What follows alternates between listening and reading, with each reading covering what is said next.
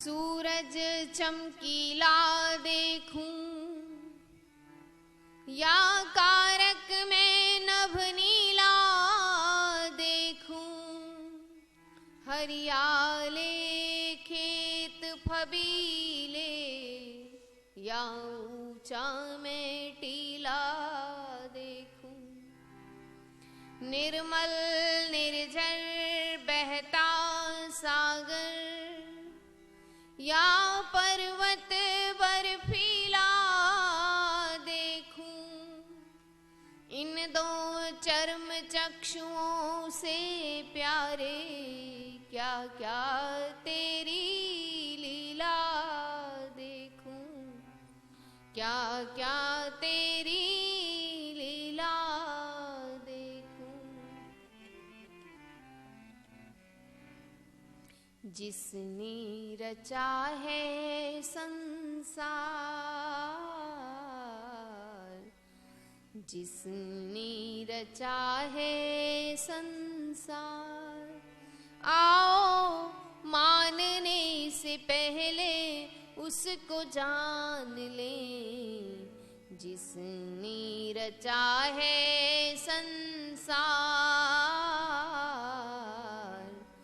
जिसने रचा है संसार, आओ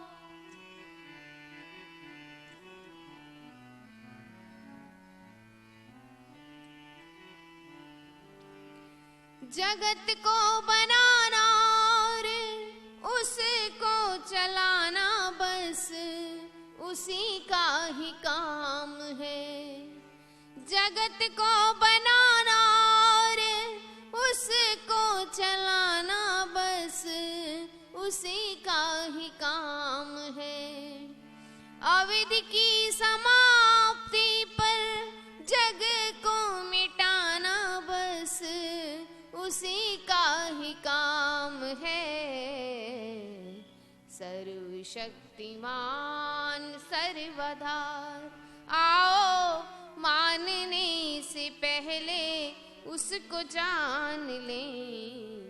जिसने रचा है संसार, जिसने रचा है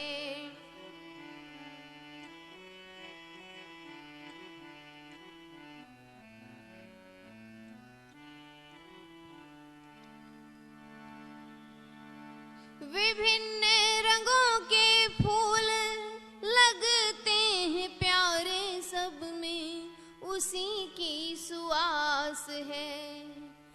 विभिन्न रंगों के फूल लगते हैं प्यारे, सब में उसी का ही सुवास है। चांद और सूरज नभ में चमकते सितारे, सब में उसी का प्रकाश है। सर्वशक्तिमान निराकार, आओ मानने से पहले उसको जान लें। जिसने रचा है संसार, जिसने रचा है संसार।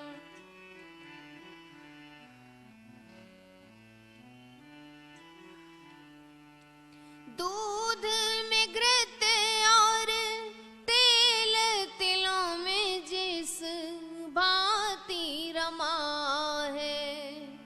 दूध में घृत और तेल तिलों में जिस भांति रमा है। इस सारे जग के अंदर पावन परमेश्वर उस भांति रमा है। जग का मिटाया अंधकार, आओ मानने से पहले उसको जान लें। जिसने रचा है संसार।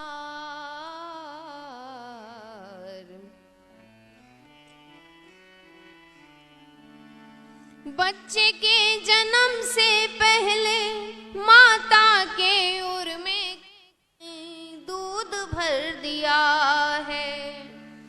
बच्चे के जन्म से पहले माँ के उर में किसने दूध भर दिया है।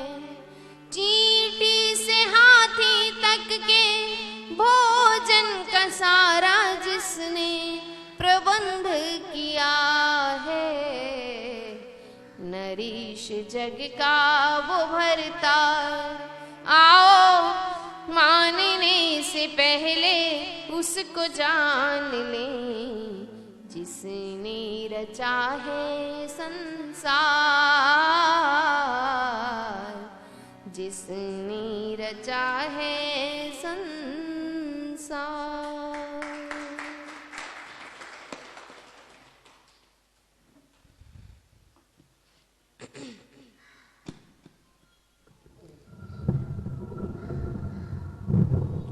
ओम ओम ओम ओम ओम ओम ओम ओम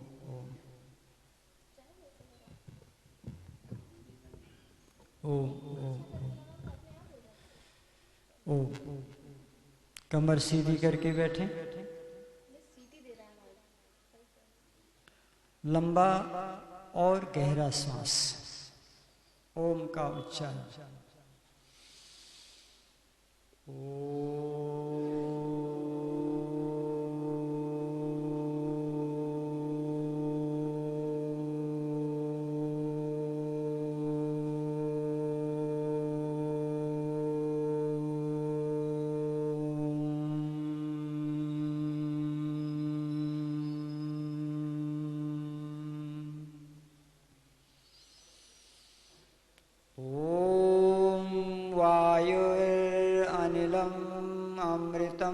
मथेदं भस्मान्तगं शरीरम्। ॐ क्रतो स्मर क्लिबे स्मर कृतं स्मर। ओंकार बिंदु संयुक्तं नित्यं ध्यायन्ति योगिनः कामदा मोक्षदा चैव। ओंकाराय नमो नमः। ओंकाराय नमो नमः। ओम शांति शांति शांति। ओम क्रतो स्मर। हे जीव परमात्मा का स्मरण कर। ये प्रसंग चल रहा था और ये बताने का प्रयास किया गया कि जीवन का सच्चा सुख ईश्वर भक्ति में ही है। मिलता है सच्चा सुख केवल भगवान तुम्हारी चरणों में है। जीत तुम्हारे चरणों में और हाथ तुम्हारे हाथों में। ईश्वर में ही सच्चा सुख है। तब मन में एक प्रश्न उठा कि आप कहते हो कि सच्चा सुख ईश्वर में है, लेकिन संसार में तो कुछ और ही दिखाई देता है। लोग रात दिन धन इकट्ठा करने में लगे हैं, अन्न इकट्ठा कर रहे हैं, वस्त्र इकट्ठा कर रहे हैं, मकान बना रहे हैं, गाड़ी घोड़ा खरीद रहे हैं। सारा संसार तो संसार में ही सुख खोज रहा है और आप कह रहे हैं कि सुख ईश्वर में है। ये विरोधाभास क्यों? तो इसका उत्तर देते हुए शास्त्र कहते हैं कि ये बात आप 100% मान लो कि संसार के किसी भी पदार्थ में सुख नहीं है। तो फिर क्या है? का सुख का आभास है। ऐसा हमको पैदा होते ही ऐसी ट्रेनिंग मिल गई है कि हमको यही सिखा दिया गया है कि इसी संसार में सुख है, खाओ पियो मौज करो ऐश करो। हम ऐसे वातावरण में पैदा हुए। दुनिया घूमे तो वहाँ भी यही दिखाई दिया, सब लोग एक स्थान से दूसरे स्थान घूम रहे हैं, खूब ऐशो आराम कर रहे हैं, सारी दुनिया इसी में गोल गोल घूम रही है। और आप कहते हैं सुख ईश्वर में है। तो शास्त्र कह रहे हैं देखो, अगर संसार के पदार्थों में सुख होता तो जिन पदार्थों को आप भोगते हैं, जिनका आहार करते हैं, वही पदार्थ खा के आप रोगी क्यों हो जाते हैं? आपको तो रोगी होना ही नहीं चाहिए, क्योंकि अगर संसार के पदार्थों में सुख है तो उसी को खा खा के तो डायबिटीज हो रहा है। क्या कभी आपने देखा कि भूखे व्यक्ति को कैंसर हुआ हो? क्या कभी आपने सुना भूखे व्यक्ति को डायबिटीज हुआ हो? तो जो लोग संसार के पदार्थों को भोग रहे हैं वही तो बीमार हो रहे हैं। अगर उनमें सुख है तो लोग बीमार क्यों हो रहे हैं? सुख नहीं है उनमें, सुख की प्रतीति है, सुख का आभास है। एक व्यक्ति डॉक्टर के पास गया, उसने कहा डॉक्टर साहब शुगर बढ़ गया मेरा। डॉक्टर साहब ने कहा चीनी मत खाओ, गुड़ मत खाओ, रसगुल्ले मत खाओ, बर्फी मत खाओ, बहुत पका आम मत खाओ, बहुत पके अंगूर मत खाओ। लो, इसी में तो हम सुख समझ रहे थे और इसी पर डॉक्टर ने ताला लगा दिया, बोला अब नहीं खाना है आपको। तो अगर इनमें सुख होता तो डॉक्टर मना क्यों करता? उसको तो कहना चाहिए था और खाओ और खाओ और खाओ, मना करता है। इसको आप और अच्छी तरह से समझने का प्रयास करें। कुत्ता मांसाहारी जानवर होता है, सब जानते हैं, और मांस में भी हड्डियों को ज़्यादा चबाता है। इसीलिए आपने देखा होगा जो लोग कुत्ते पालते हैं शाकाहारी, तो वो लोग कुत्ते के लिए एक बाल ले आते हैं, उस बाल को, रबड़ की बाल को कुत्ता काटता रहता है, क्योंकि उसका स्वभाव है, उसको हड्डी नहीं मिलेगी तो उसके दांतों में खुजली होती है। तो अब शाकाहारी लोगों के यहाँ मांस तो कुत्ते को खिलाया नहीं जाता है, तब वो एक बॉल ले आते हैं। उसी जब उसको आदत हड्डी की याद आती है तो ये बॉल कुछ काटता है, वो बॉल कटती है नहीं, खाली दांत चुभाता है उसमें, अपनी खुजली को दूर करता है। तो वो कुत्ता कहीं से हड्डी पा गया और हड्डी को चबा रहा था, और हड्डी को काटते काटते उसकी दाढ़ कट गई। क्या कट गई? उसकी दाढ़ कट गई, और दाढ़ से रक्त बह रहा था, और वह रक्त उसके लार में मिलके उसके पेट में जा रहा था। तो कुत्ते को ऐसा लगा कि ये खून हड्डी से ही आ रहा है, जिस हड्डी को मैं खा रहा हूँ उसी से खून आ रहा है। तो और चबाता है और दाढ़ से काटता है, खून और बढ़ता है। और कुत्ते को ये भ्रम है, ये भ्रांति है कि खून हड्डी से आ रहा है। क्या सही में हड्डी से खून आ रहा था? नहीं आ रहा था। वो वही हाल हमारा भी है। हम लोग सोचते हैं कि संसार के पदार्थों में सुख है, सुख नहीं है, सुख की प्रतीति है, सुख का आभास है। इतना ज्ञान हो जाए, इसी का नाम विवेक है। तो जिस प्रकार से वह कुत्ता उस हड्डी में सुख समझ रहा है, जैसे हड्डी एक पदार्थ है, वैसे संसार की सारी पदार्थ हैं। तो उन पदार्थों में जब हम ज़्यादा रमने लगते हैं, रमण करने लगते हैं, तो हमारे शरीर में कोई न कोई रोग आ जाता है, हम उससे ग्रसित हो जाते हैं। और फिर डॉक्टर कहता है अब तुमको कितना ही सुख मिलता हो रसगुल्ला खाने में, लेकिन अगर तुम्हें जिंदा रहना है तो रसगुल्ला खाना बंद करिए। अब दुनिया देखो ना, इंसान देखो, इंसान को मारने के लिए कितनी आविष्कार करता है। अब शुगर फ्री मिठाइयाँ आने लगी, क्यों जी? मार्केट में शुगर फ्री मिठाइयाँ आने लगी, बड़े बड़े लोग शुगर फ्री मिठाइयाँ खा रहे हैं। बोला रसगुल्ला खाओ तुम, शुगर फ्री रसगुल्ला खाओ। अब बताओ, बड़ी मुश्किल से ज्ञान हुआ था कि संसार के पदार्थ में सुख नहीं है, लेकिन भरमाने वालों ने ऐसा भरमाया, कोई बात नहीं शुगर फ्री खाओ। याद रख लो, संसार के पदार्थों में सुख है ही नहीं। अगर धन में सुख होता है ना, अगर गृहस्थ में सुख होता तो फिर ये वानप्रस्थ और संन्यास आश्रम क्यों बनाए जाते?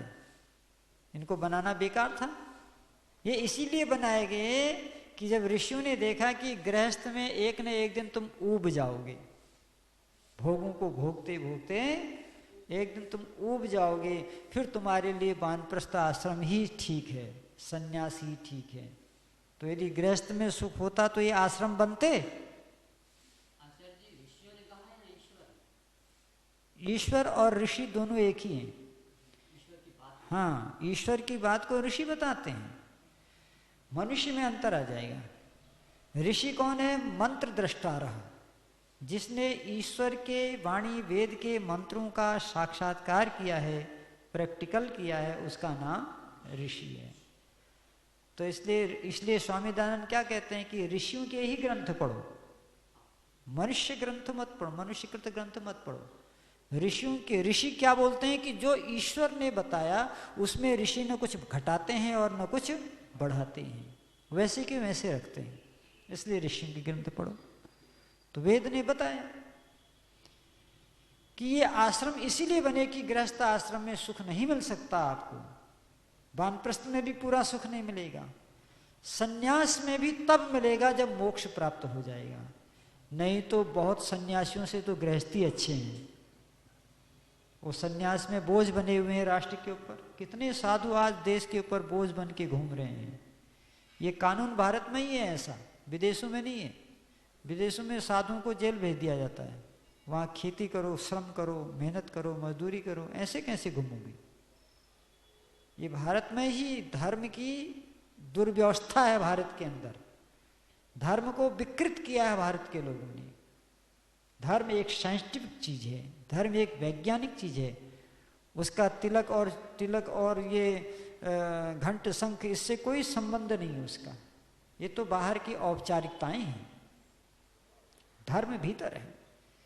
इसलिए जो सुख है वह भीतर है, बाहर नहीं है। बाहर उसकी भ्रांति है, उसकी प्रतीति है। और भीतर भी कब मिलता है वो? जब चित्त एकाग्र होता है। कब मिलता है? मन एकाग्र होता है। मन की 5 अवस्थाएं हैं। पहली अवस्था है क्षिप्ता अवस्था, क्षिप्त मन। दूसरा है मूढ़ मन। तीसरा है विक्षिप्त मन। चौथा है एकाग्र मन। और 5वां है निरुद्ध मन। तो जो एकाग्र और निरुद्ध मन है, उसी स्थिति में मनुष्य को सुख मिलता है और वो भीतर मिलता है। और याद रखिएगा, बाहर के पदार्थों में कभी मन एकाग्र होता ही नहीं है। जो लोग कहते हैं ना मूर्ति से मन एकाग्र होता है, नहीं, भटकता है। कैसे भटकता है सुनो। जब कोई मूर्ति पूजक आंख बंद करके मूर्ति को अपने नेत्रों के सामने लाता है, तो मूर्ति के कान देखता है, मूर्ति के नाक देखता है, मूर्ति का मुंह देखता है, मूर्ति के हाथ देखता है, मूर्ति के पैर देखता है, तो उसका मन एकाग्र होगा? उसका तो मन उसी मूर्ति में भटक रहा है, ऊपर से लेके नीचे तक। एकाग्र का मतलब क्या होता है? एक ही है, दूसरा नहीं है।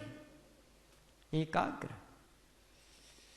केवल परमात्मा है और कोई नहीं है। एकतानता ध्यानम सूत्र है महर्षि पतंजलि का, कि एक ही ईश्वर का ध्यान, बीच में न कोई चित्र, न कोई मूर्ति, न कोई पूजा, न कोई पाठ। तो वो एकाग्र मन में ही जब मनुष्य भीतर जाता है तब उसको सुख मिलता है। अब कल्पना करो, क्या धन में सुख है? अगर धन में सुख होता, ऐसी बात नहीं है, अगर धन में सुख होता तो संसार के सारे धनवान सुखी होते। बोलो, सही कह रहे हैं कि गलत? संसार के सारे धनवान सुखी होते और संसार के सारे निर्धन दुखी होते। हमने अमीरों को तड़फते देखा है, गरीबों को मस्ती करते देखा है। अगर धन में सुख होता तो संसार में सबसे ज्यादा चिंतित, भयभीत और डिप्रेशन में धनवान लोग रहते हैं। निर्धन की तो एक ही चिंता है, धन नहीं है। क्या चिंता है? और धनी की क्या चिंता है कि ये जितना आ गया है ये आगे कैसे बढ़ेगा। 10 को 20, 20 को 50, 50 को 100, लाख को करोड़, करोड़ को अरब। अमेरिका के अंदर एक धनपति था, धनपति नहीं था वो, अरबपति था। उसका नाम था सेठ कार्निगो। क्या नाम था? सेठ कार्निगो। सेठ कार्निगो जब मर रहा था तो उस पर एक किताब लिखी वहाँ के लेखक ने, और उसका इंटरव्यू हुआ। तो उसने सेठ कार्निगो से कहा कि सेठ जी, आपकी जो संपत्ति है वो 5 अरब है। कितनी है?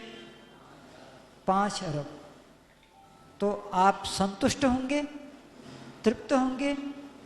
5 अरब कोई खेल थोड़ी है पैसा। 5 अरब संपत्ति, आप तो संतुष्ट हैं? हाँ, 5 अरब संपत्ति है। तो उसने कहा नहीं, मैं संतुष्ट नहीं हूं, क्योंकि मैंने 10 अरब का लक्ष्य बनाया था। कितने का लक्ष्य बनाया था? 10 अरब का। और वो 5 अरब जो वो कमाया वो भी लेके नहीं गया। इसलिए धन को कमाने में कष्ट, धन कोई भी कमाए, धन आराम से नहीं आता है, बहुत श्रम करना पड़ता है। और आप लोग उस लाइन से जुड़े भी हैं। बिना श्रम के धन नहीं आता। हाँ, बिना श्रम का धन, बिना शिक्षा के रोजगार मिलने का एक तरीका है। अगर आप चाहो तो तरीका बता दें। लूटपाट भी नहीं करनी है, उससे भी सरल तरीका है, हैं? कुछ नहीं, बहुत सरल तरीका है। एक लाठी लेके चौराहे पर खड़े हो जाइए। नहीं, एक लाठी लेके चौराहे पर खड़े हो जाइए, मार दीजिए कस के 2। क्या होगा? आपको जेल होगी। जेल में रोटी भी मिलेगा, भोजन भी मिलेगा, पानी भी मिलेगा, घर भी मिलेगा, जिंदगी भर के लिए मिलेगा। कुछ नहीं करना आपको, खाली एक लाठी मारनी है चौराहे पर, सब सारा रोजगार जिंदगी भर के लिए फिट है।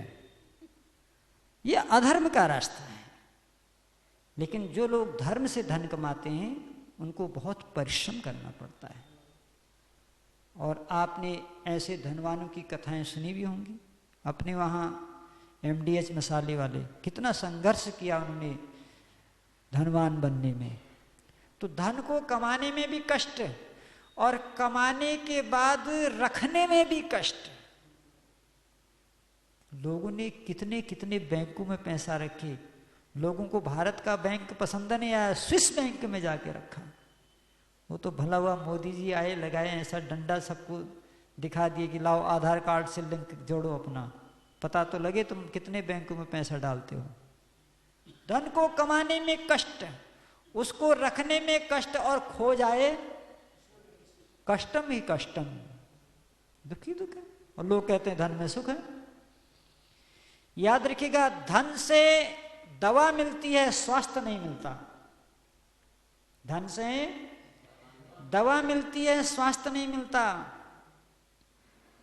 धन से भोजन मिलता है, भूख नहीं मिलती। धन से लड़का मिलता है, पुत्र नहीं मिलती।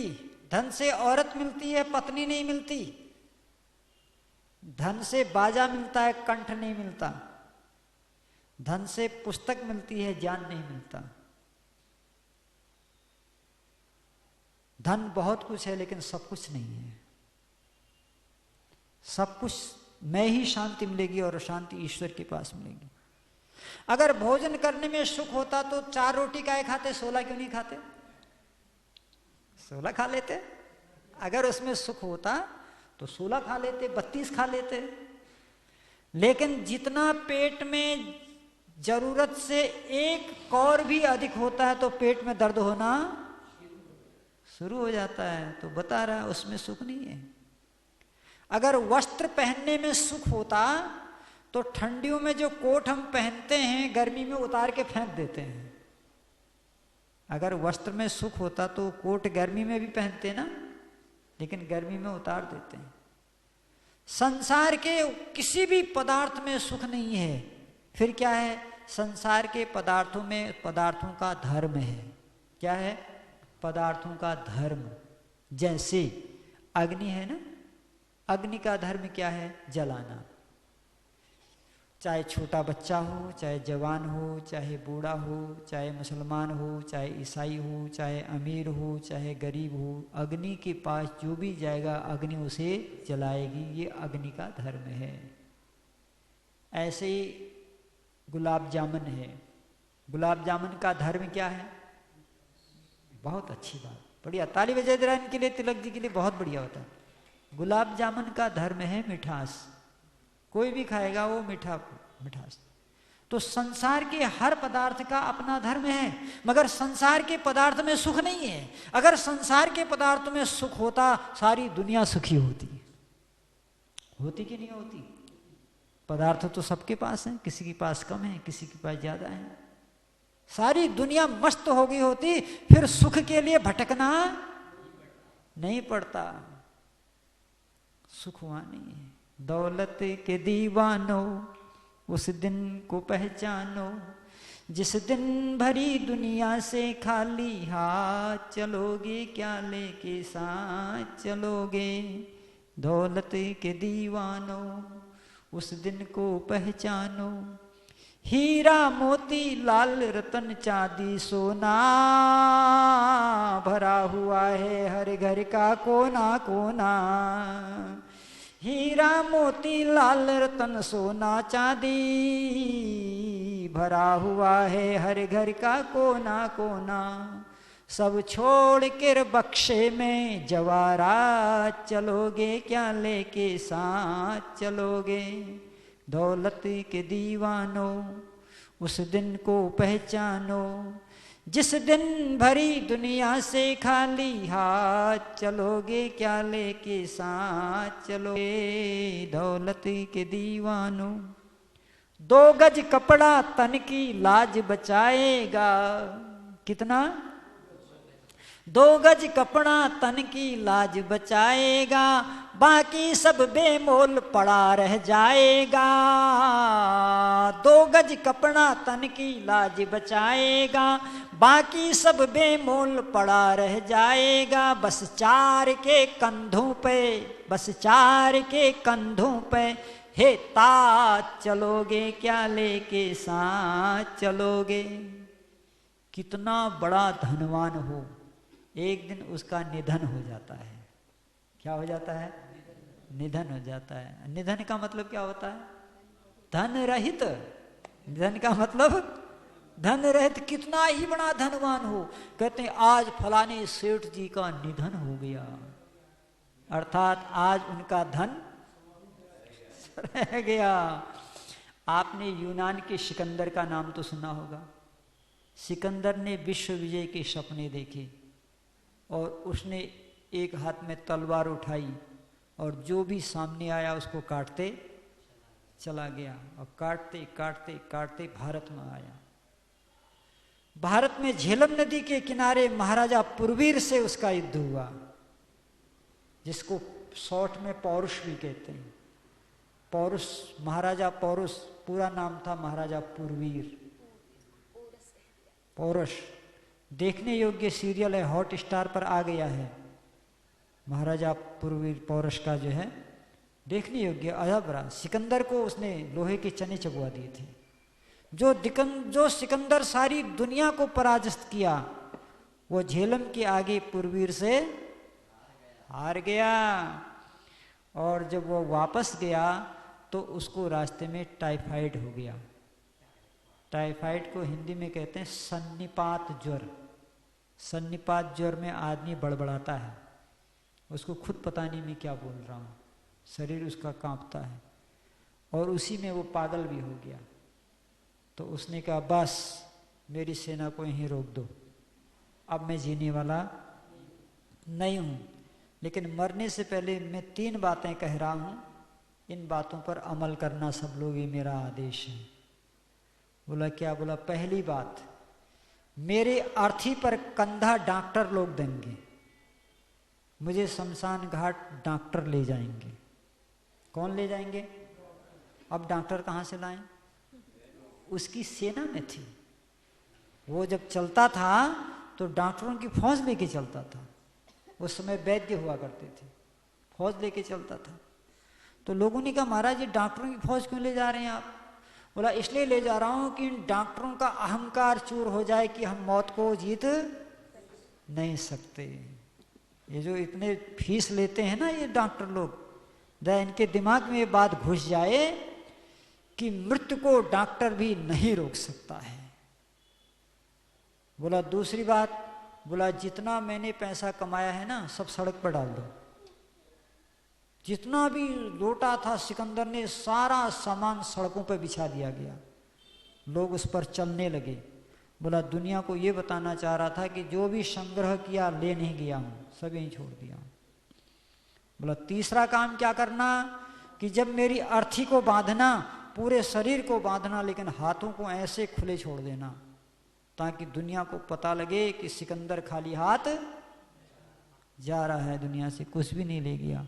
और ये संदेश दे गया कि धन दौलत संपत्ति परिवार रिश्तेदार सेना में सुख नहीं है, सुख है तो केवल ईश्वर की भक्ति में। इसलिए ओम कृतो स्मरो, हे जीव ओम का स्मरण कर, क्योंकि वही सुखों का भंडार है।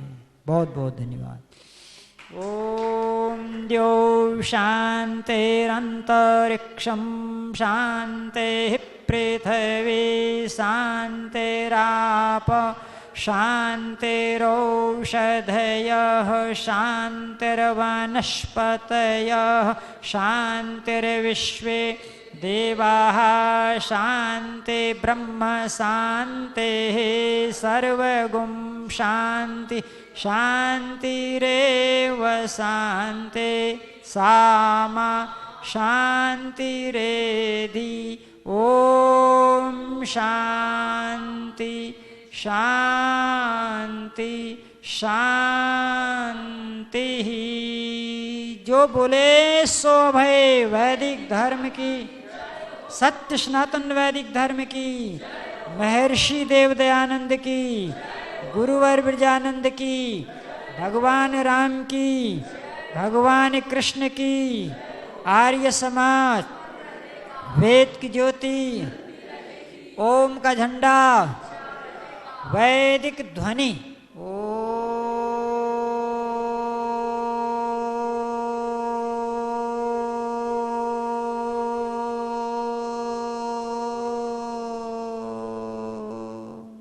वैदिक अभिवादन सभी को, सादर नमस्ते, धन्यवाद।